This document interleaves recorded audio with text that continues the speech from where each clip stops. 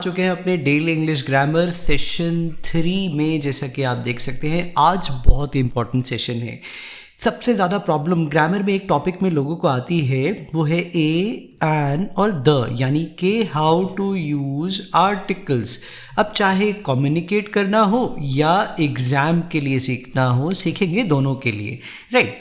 तो चलिए शुरुआत करते हैं, टाइम वेस्ट नहीं करते। कुछ यूजर्स, फ्रेंड्स, फैमिली मेम्बर्स का ये सजेशन था कि थोड़ा सा जो कंसेप्ट है वो इनिशियली एक्सप्लेन कर दीजिए। तो जैसी आपकी रिक्वेस्ट वैसा हमने कर दिया, आज के वीडियो में आपको मिल भी जाएगा।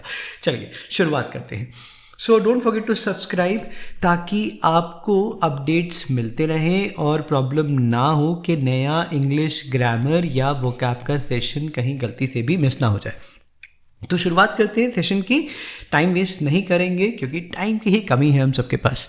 चलिए, पहला आर्टिकल्स। अब देखिए आर्टिकल्स पढ़ रहे हैं। आर्टिकल्स क्या होते हैं? ये वो होते हैं जो डिफाइन करते हैं एक नाउन को कि whether the noun is specific और whether the noun is non specific और अनस्पेसिफिक। ठीक है। अब आर्टिकल्स दो तरीके के होते हैं, एक होता है डेफिनेट, एक होता है इनडेफिनेट।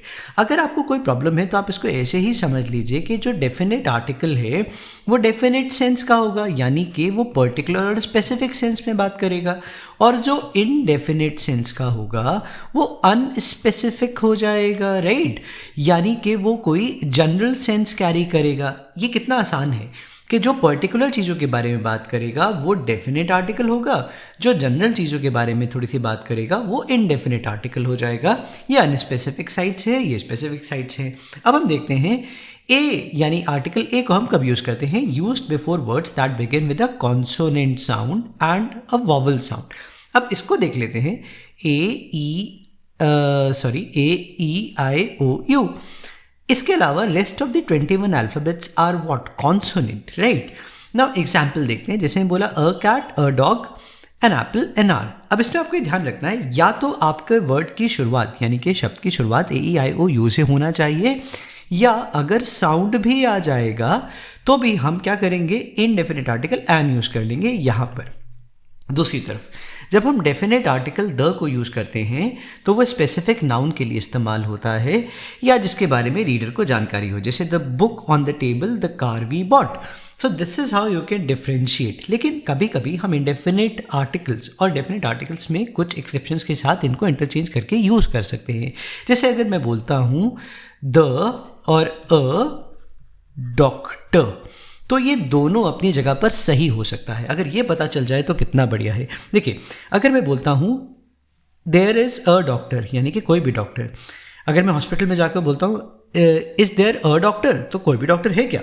और मैं कहता हूँ he is the doctor who operated my friend, ये है एक पर्टिकुलर सेंस। बात समझ में आया? ये हम आज की क्लास में पढ़ेंगे और अब हम समझेंगे इसको क्वेश्चंस के साथ। ज़्यादा नहीं, बट हमें कुछ ये समझ आ जाएगा कि हमें नेक्स्ट टाइम जब ये आर्ग्यूमेंट बोलना होगा, जब बात करनी होगी, तो हम कैसे बात करेंगे। नेक्स्ट देखते हैं। She wants to buy a umbrella. अब प्रॉब्लम क्या है?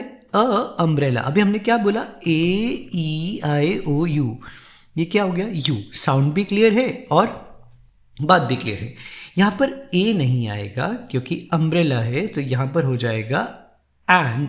N is use before a word that begin with a vowel sound. जो वोवल साउंड से शुरू होते हैं वहां पर हम क्या करते हैं? एन को इस्तेमाल करते हैं। अब सिंपल हो गया। तो सेंटेंस क्या है? She wants to buy an umbrella, right. अब आप बोलेंगे भी ऐसे और आप लिखेंगे भी ऐसे और एग्जाम में भी ऐसे ही करेंगे, बस प्रैक्टिस करना है। Second, I saw an movie. अब इसका कोई सेंस ही नहीं बन रहा है। क्यों? क्योंकि ना तो ये वॉवल है और ना ही इसमें वॉवल का साउंड आ रहा है। क्यों? क्योंकि मूवी जो है वो एम से शुरू होता है और वो एक कॉन्सोनेंट है। I saw a movie last night, exactly is used before words that begin with consonant sound, simple. और वहाँ पर हमने एक और चीज़ देख लिया था, क्योंकि ये एक जनरल सेंस है, उसने स्पेसिफिकली कुछ नहीं बताया। I hope the idea is clear. Second, can you pass me a salt please. अब ऐसे हम अक्सर बोल देते हैं, कहीं पार्टी में गए, किसी के घर में डिनर पे गए और ऐसे बोल दिया can you pass me a salt please, लेकिन ये गलत है। A is incorrect. क्यों है? क्योंकि सॉल्ट जो है वो स्पेसिफिक आइटम है और इस कंटेक्स्ट में मुझे ये बताना पड़ेगा कि मैं क्या मांग रहा हूँ। भाई काला नमक मांग रहा हूँ या नॉर्मल नमक मांग रहा हूँ? तो can you pass me the salt, ये करेक्ट हो जाएगा। क्यों? क्योंकि the is used to refer to specific noun that is known to the speaker और लिसनर। जब मैं आपको बोल रहा हूँ can you pass me the phone, तो हो सकता है मैं अपने फ़ोन की बात कर रहा हूँ, तो the and there is a phone, तो हो सकता है कोई भी फ़ोन है। So that's how you can easily differentiate the two. बात समझ आई? चलिए देखते हैं। Incorrect, he wants to be a engineer when he grows up. अब यहाँ पर प्रॉब्लम क्या है?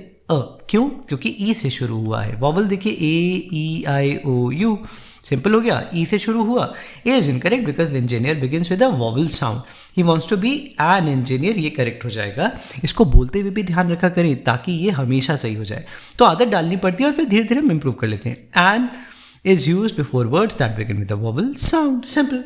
नेक्स्ट देखते हैं, और ये हमारा एक्चुअली यहीं पे एंड कर लेते हैं। ये हमारे लिए ईजी होगा, जल्दी कर भी पाएंगे और समझ पाएंगे। ज़्यादा क्वेश्चन से आप भी थक जाते हैं और जल्दी कर भी नहीं पाते। तो चलिए, don't forget to follow, subscribe. मिलते हैं अगले वोकैब के सेशन में। Thank you.